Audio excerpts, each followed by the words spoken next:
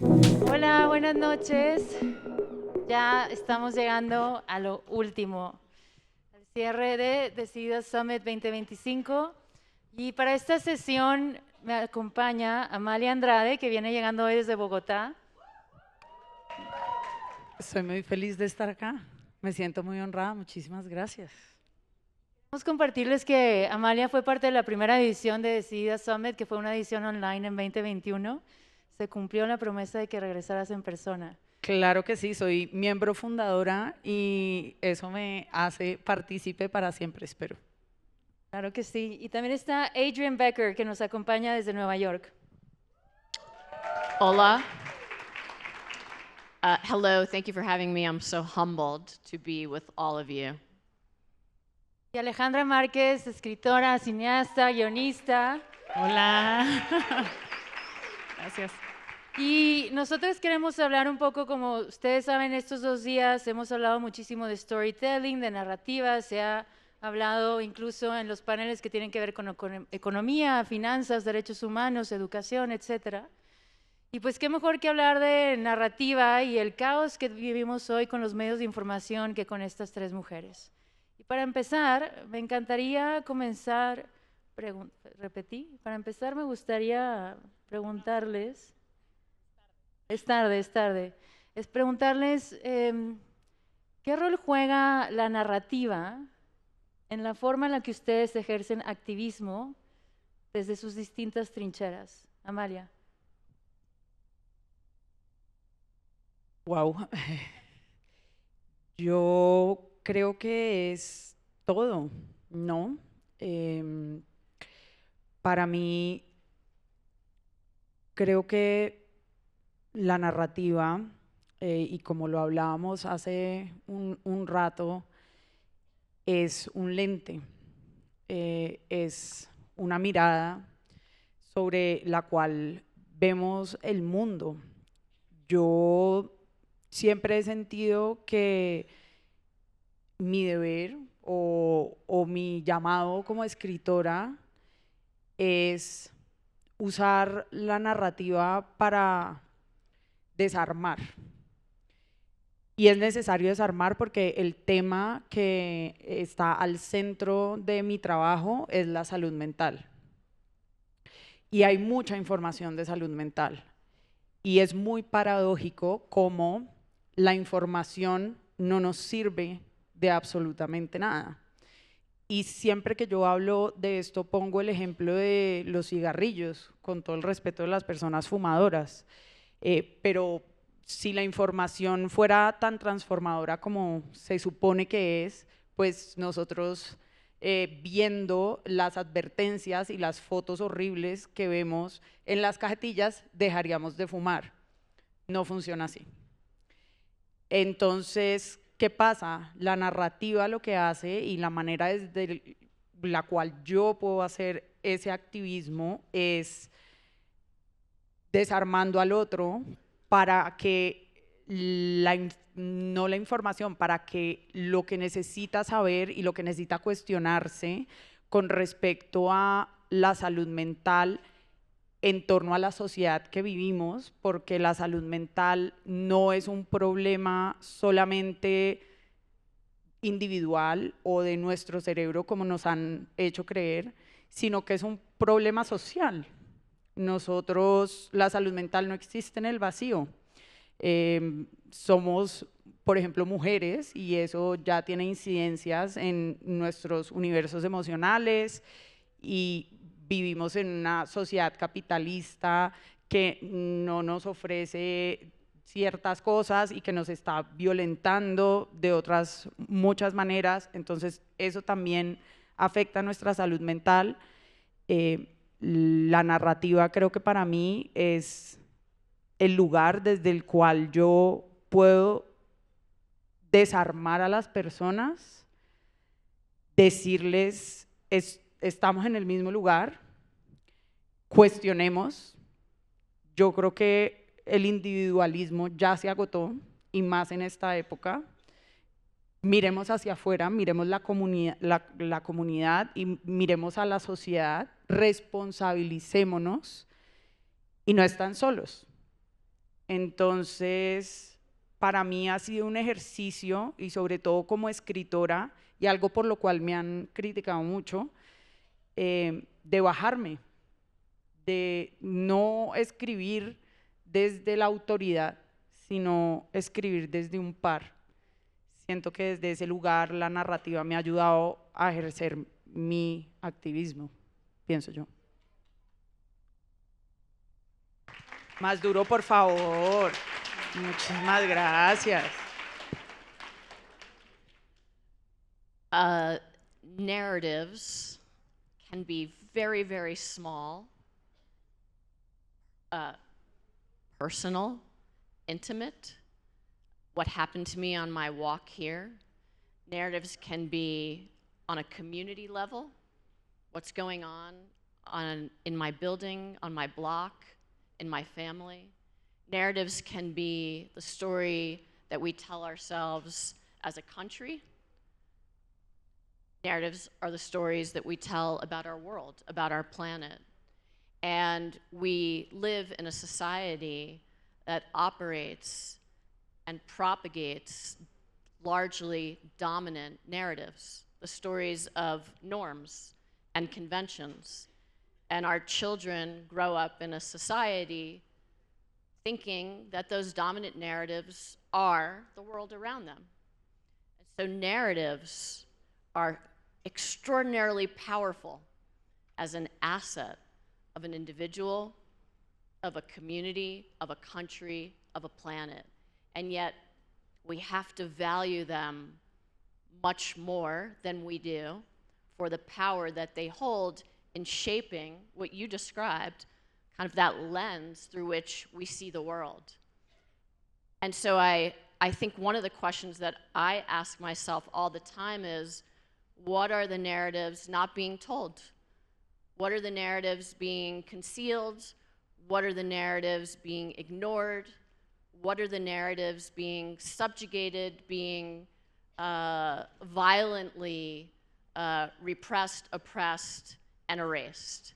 And those are the narratives that will help us build a more empathetic world, and maybe a world that feels slightly less chaotic as we imagine and we create and we innovate the narratives that we want to see.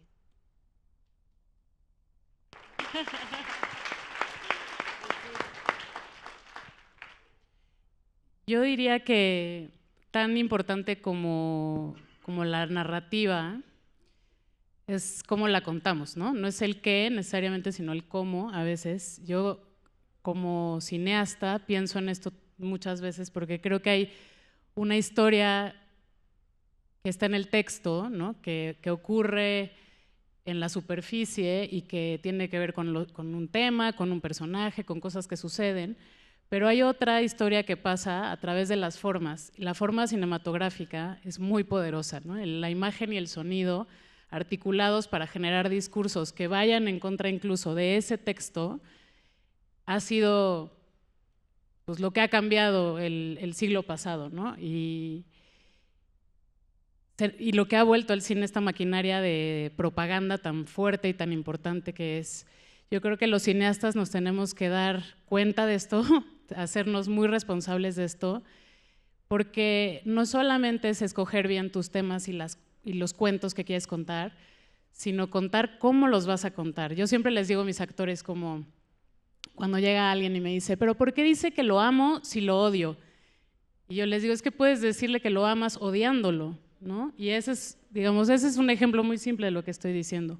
Otra cosa como que a la que me voy muy rápido cuando hablo de estas cosas es como al female gaze, al famoso female gaze, ¿no? A la mirada femenina, que no es otra cosa más que ampliar la mirada, ¿no? La gente cree que es invertir la mirada o cambiar la mirada, decir, bueno, vamos a dejar de sentir el mundo, vivir el mundo como los hombres y vamos a empezar a vivirlo y sentirlo y representarlo como las mujeres. Y yo creo que eso es un error porque eso digamos que sigue siendo discriminatorio, ¿no? El punto es ampliar la mirada, dar cabida a nuevas experiencias, validarlas, valorarlas y representar la experiencia humana como un todo, ¿no? Y eso se hace a través de colores, de encuadres, de movimientos de cámara, de diálogos, de sonidos, de música, de un montón de cosas que no están articuladas como las palabras y como los temas necesariamente, ¿no? Entonces a mí no me vale que me vengan a decir que esta película es feminista porque tiene una personaje que hace tal o que defiende tales ideales. Si la forma cinematográfica no está suscrita a esta representación y a esta manera de entender el mundo profunda y además que no es formulaica, o sea, va a cambiar de película a película, de expresión en expresión. Si no veo que hay un trabajo ahí o una intención, una motivación, un camino que se quiere andar ahí, sospecho mucho siempre. Ale, ¿hay veces en las que no sospechas?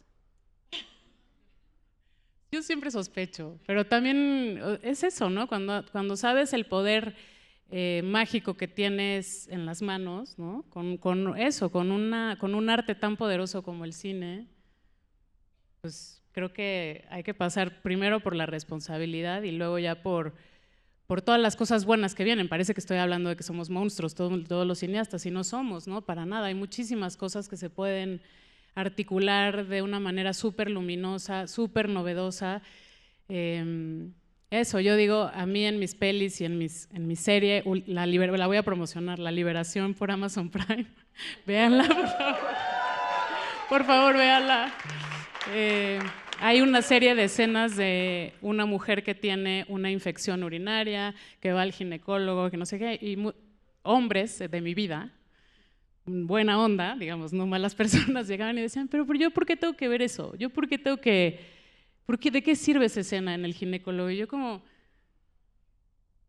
No sé, igual no te sirve a ti, pero tampoco es importante que te sirva a ti, ¿no? Somos la mitad de la población, las mujeres. A alguien le servirá, a alguien se verá reflejada ahí, algo pasará para alguien ahí, ¿no? Gracias, creo que todas estamos muy agradecidas con todas estas sospechas que tienes, porque ¿quién no ha visto Niñas Bien? Y La Liberación, que ya viste, que acá levanten la mano quienes ya la vimos, y te agradecemos por sospechar y que sigas sospechando siempre.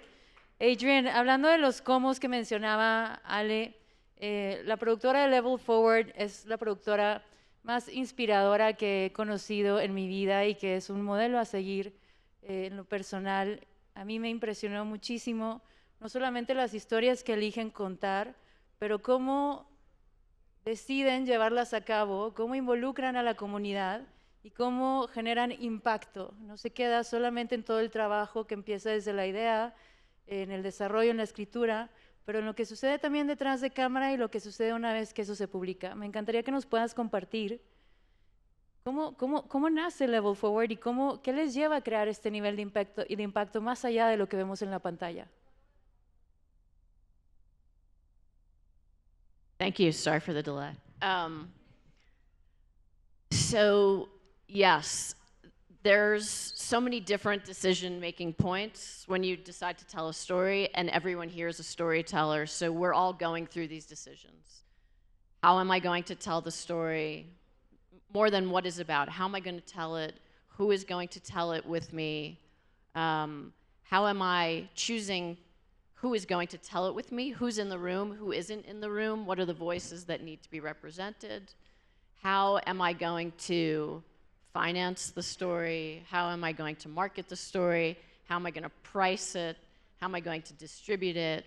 And then in success, what do you do with the profits? Do you just take those profits and put them into the next film? Or do you think about those bottlenecks of social progress, which can be opened wider and wider by broadening the base of stakeholders? So one of the things that we've done is created a community ownership model where we engage stakeholder communities in the ownership and in the making, and they get paid for services. It's not like, hey, come and help us with this and we'll give you free tickets. We will pay you for your labor and you will profit in success. And we've been able to do that across films, across theater. And we also think quite deeply about the outcomes, and thinking about the outcomes of stories is so important. The short-term outcomes, the long-term outcomes. the tangible outcomes, how many people do you want to impact, and then the cultural outcomes. What is the narrative shift, the narrative change that you seek? And so it's a very deliberate process, but it's not a complicated process.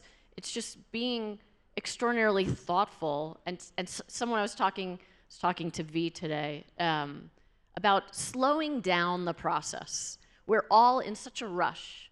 And when you slow it down, you can care more about everyone involved in telling a story and the people impacted by the theme of the story. You've heard, the most impacted need to be a part of telling a story. We call that proximal authenticity, that you get the best story when the people who know it the best are telling it. And shockingly, in our entertainment systems, that's not the norm.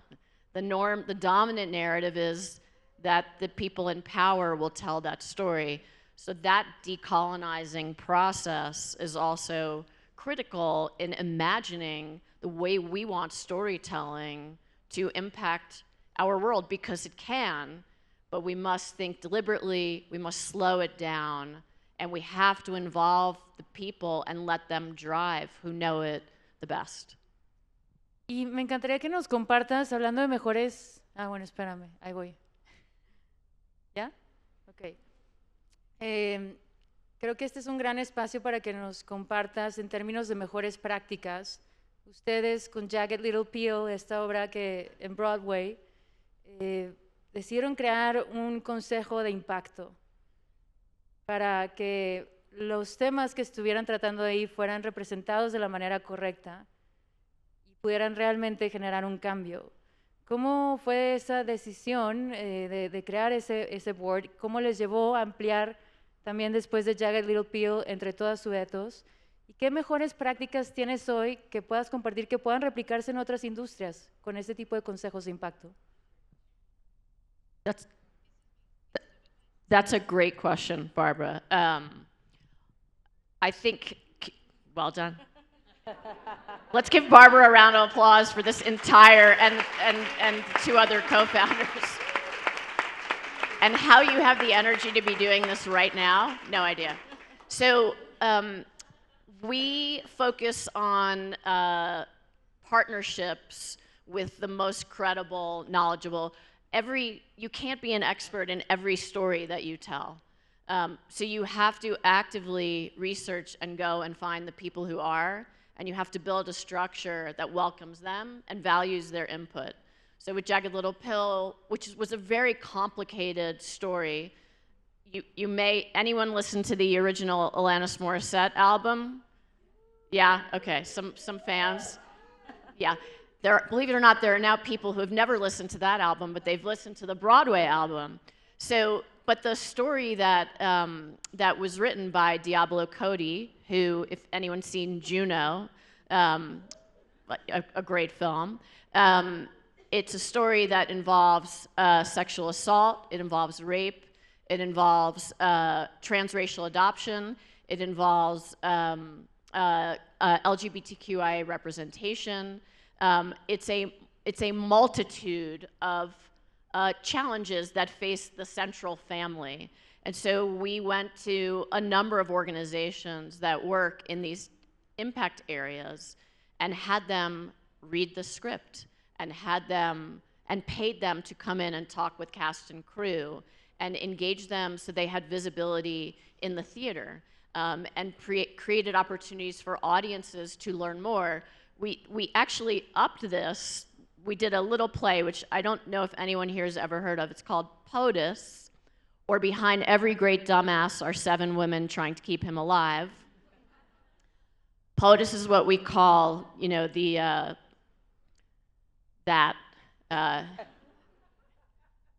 he who shall not be named, and you can quote me on that.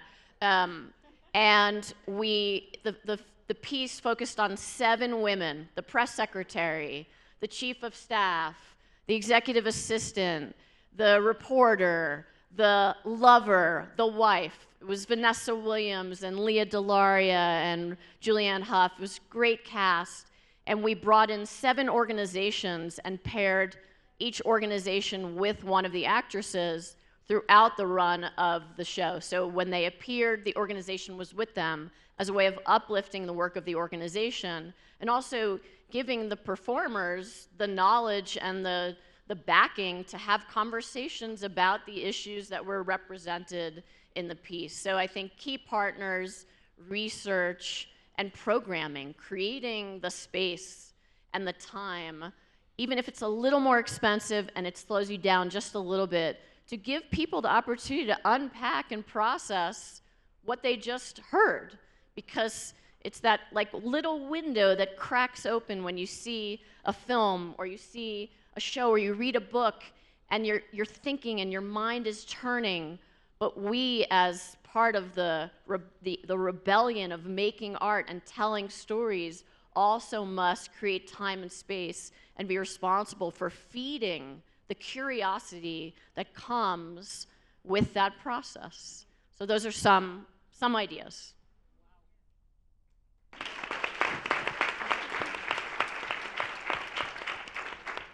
Amalia, me encantaría saber cómo manejas el caos que se vive hoy en tu día a día. Yo sé que eres una persona que habla muchísimo, lo comentabas hace rato, de salud mental, que te compartes un montón.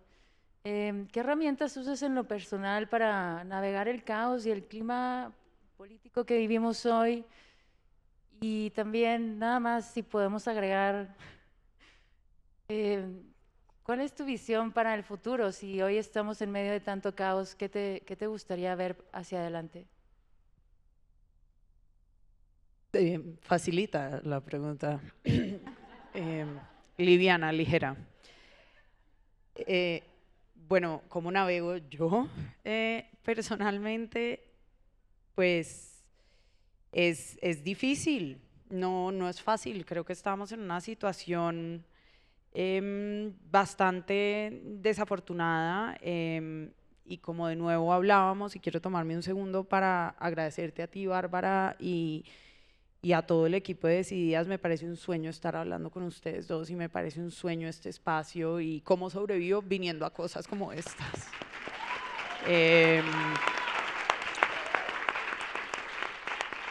Y sabiendo que este tipo de espacios existen.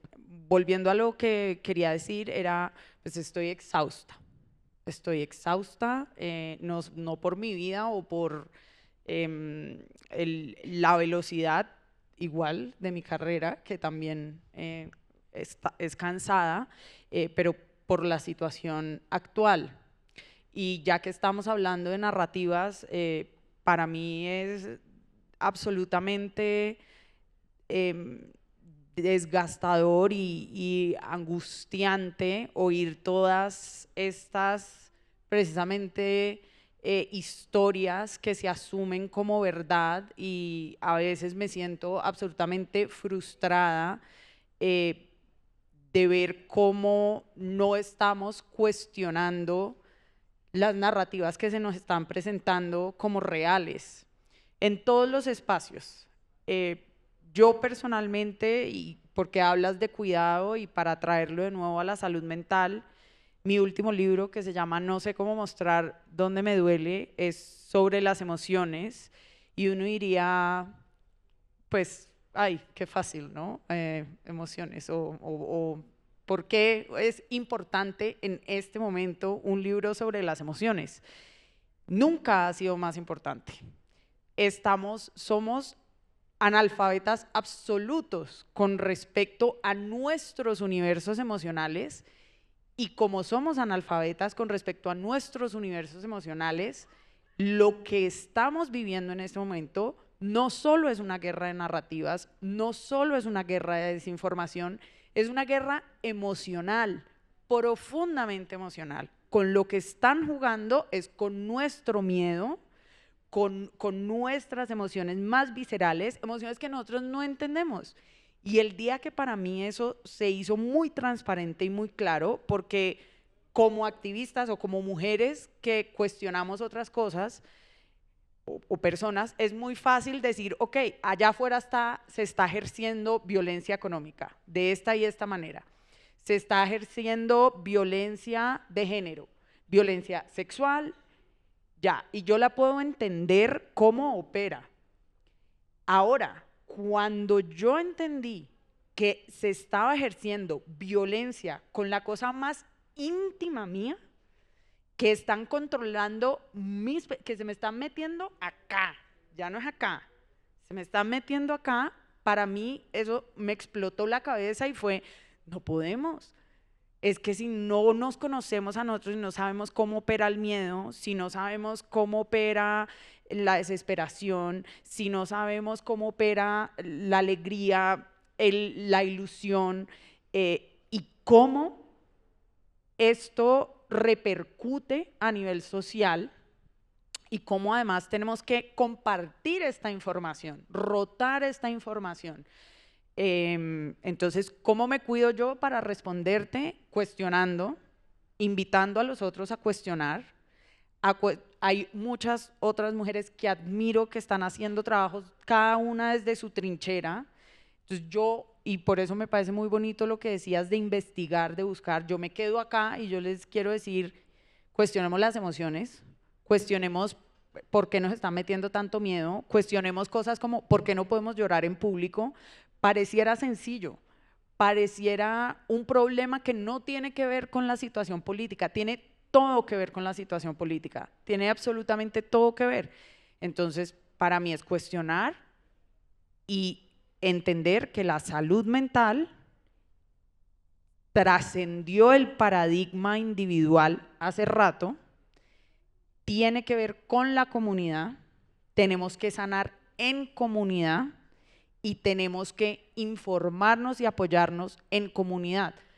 Con respecto a qué viene en lo político, creo que hay que abrir esos espacios como este, que son espacios que rompen y que en esa ruptura nos va a permitir salirnos y crear cosas nuevas, porque en lo tradicional no está la respuesta.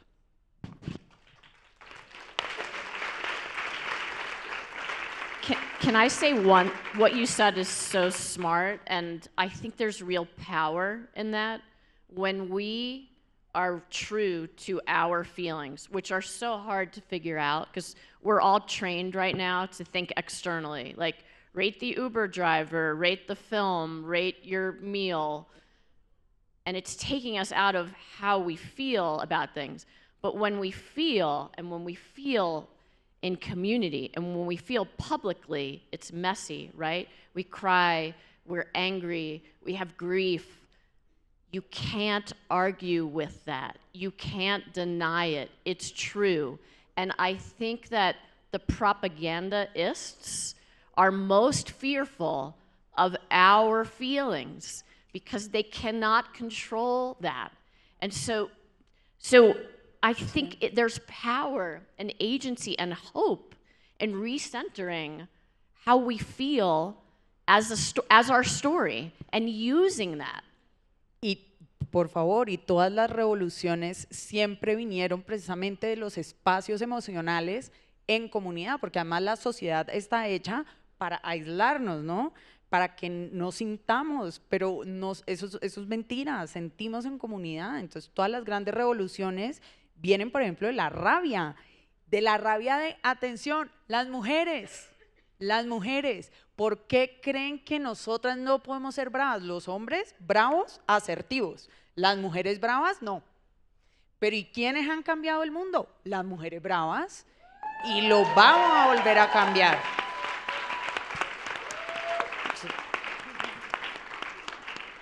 Hablando de emociones y sentimientos, Ale, me encantaría saber si en algún momento en el proceso de la liberación sentiste miedo y sobre todo saber si sentiste miedo una vez que salió.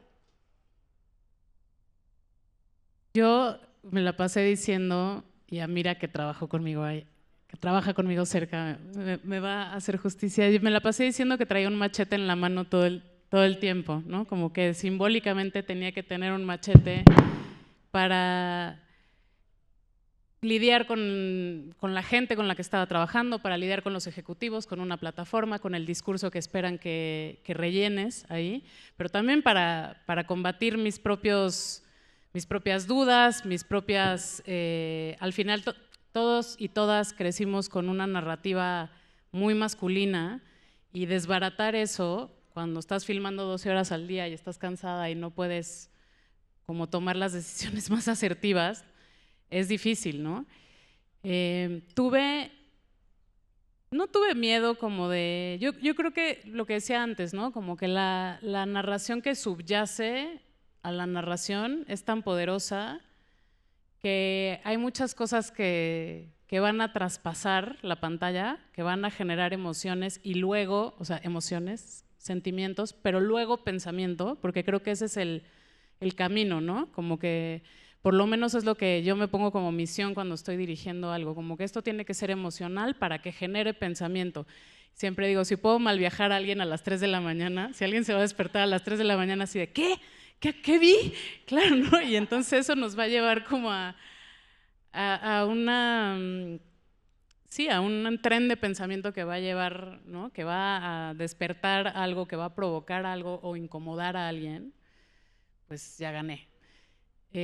No tuve miedo como de… Tengo miedo más a veces de mis amigos que de mis enemigos, porque creo que muchas veces lo que me pasó es que me decían, cuidado, ¿no? Es que si te pones tan confrontativa y te pones a decir cosas como tan… Y yo decía, esto me está disciplinando más que si me pusiera un tuit rabioso a alguien diciéndome, a ver tú, ¿no? O sea, como que esta cosa que parece que… Como que yo en mi mente contesto, a veces con mi boca contesto, pues cuídame, pues protégeme, pues hazme, ¿no? Hagamos bola, y yo estoy diciendo esto, yo estoy firmando esto, yo estoy siendo la autora de esto, pero podemos cuidarnos entre todos, ¿no? Y tú puedes avalar mi discurso y puedes protegerlo poniendo tu cuerpo y tu cabeza y tu nombre también, ¿no? Ahí.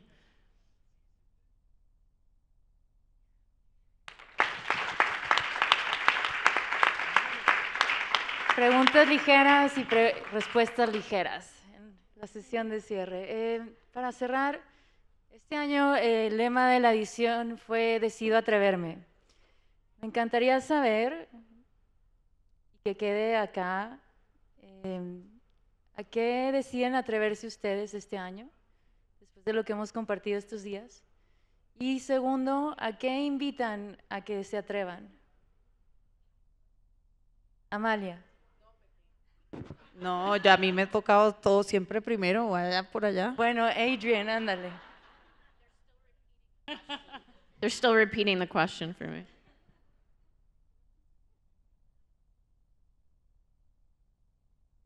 A ver, me voy a rifar.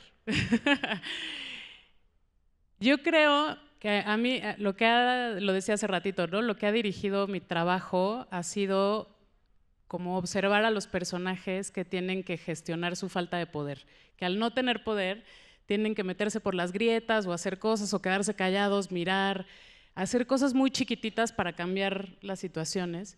Y siento que mi experiencia como mujer en una industria tan regida por los hombres como es el cine y el sistema de los estudios, y ¿no? Ya bueno, no voy a hablar de las cosas más grandes, pero es como que tienes que encontrar siempre maneras muy creativas para meterte ahí, para decir lo que quieres decir, y nunca es igual, y siempre te tienes que inventar nuevas maneras, y como que siento que vivimos en un mundo ahorita que todos los movimientos son cooptados por el capitalismo, ¿no? Todas las ideas quieren ser replicadas como con copy-paste, y las cosas no necesariamente funcionan así. Yo creo que podemos meternos, entender, observar, entender cuál es el rango de movimiento que podemos tener y operar desde ahí, ¿no? Y esa práctica que creo que es tan femenina, ¿no? Este sexto sentido que tenemos las mujeres no es otra cosa que esa gestión del poder que hemos aprendido a hacer desde el silencio y desde la inacción y desde la poca posibilidad de movimiento. Pues eso, ¿no? Que lo usemos a nuestro favor. Yo creo que sí es un superpoder que por lo menos yo en mi carrera y en mi industria he querido y he tratado de utilizar a nuestro favor. No voy a decir a mi favor, sino a nuestro favor.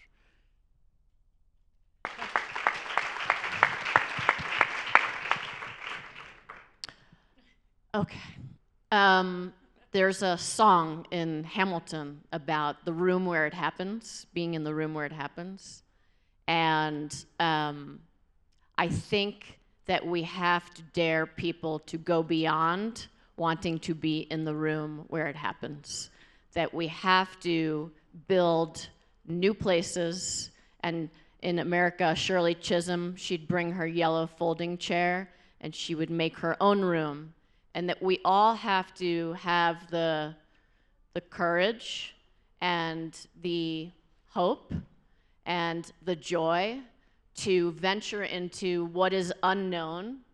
We don't have a map for it. We don't have a blueprint for it. We've never experienced it, and here we are, and it's staring right at us. But I dare everyone that I work with and that works with me and to not just imagine that other place, but to create it, to organize it, to build it, and to invest yourself in making it real so that the next generation, that's their room. Because the rooms now are not holding us. They're dark and they're not ventilated and they're saying the same things. So we've got to break out and build new playing fields for the work and the stories that we want to tell and that must be told to create a more empathetic and compassionate world that has a social contract once again. So dare to imagine and build.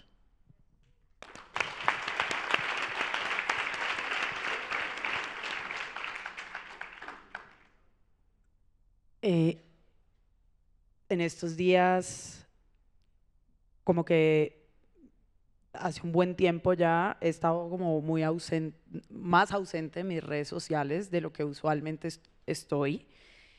Y eso es porque la vida tiene sus maneras maravillosas de ser. Y de un tiempo acá creo que es evidente que yo hago mucho trabajo hacia adentro porque es mi trabajo con salud mental también y eso requiere conocerme a mí misma, investigar mucho también, pero buscar eso en mí. Y hace poco posteé algo que decía, la separación es una ilusión. Y mucha gente me respondió diciendo, a mí me dicen tía, ¿por qué? No sé, soy jovencísima y no entiendo por qué insisten en decirme tía. Pero me decían, ¿qué es esa locura? ¿De qué estás hablando? Ja, ja, ja, ¿cómo así que la separación es una ilusión?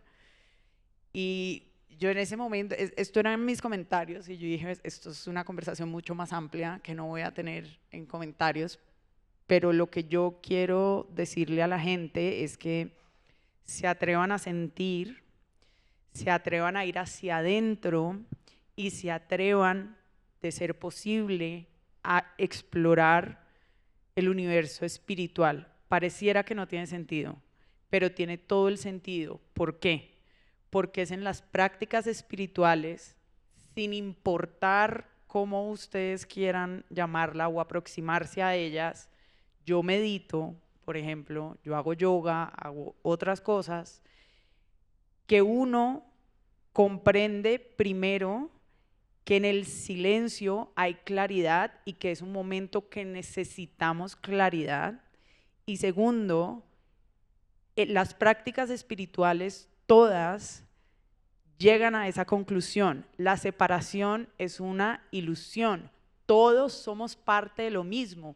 Y lo que está pasando en este momento es que están intentando separarnos con una ferocidad imparable. No somos una cosa separada, somos la misma vaina. Yo sé, estoy sonando a persona hippie, pero estoy hablando muy en serio y con muchísima vehemencia. Somos parte de un todo. Y cuando uno entiende eso a través de la experiencia, que es de nuevo, vuelvo a la primera pregunta que me hiciste, no la información, la experiencia, cuando uno tiene esos momentos en los que uno dice, huepucha, somos lo mismo, no nos conocemos y somos lo mismo y estamos acá y admiro tu trabajo y pensamos diferentes, pero es como, Dios mío, esta mujer y estoy en México y ¿por qué me siento en mi casa? Porque es la misma vaina, somos unos todos. Y cuando uno recuerda eso, uno se aproxima a ese cambio, a esa comunidad que necesitamos desde un lugar de verdad, no ni siquiera de creencia, de verdad. Entonces, yo me estoy atreviendo a mirar para adentro, a conectar y a sentir y las invito y los invito a todos a que hagan lo mismo.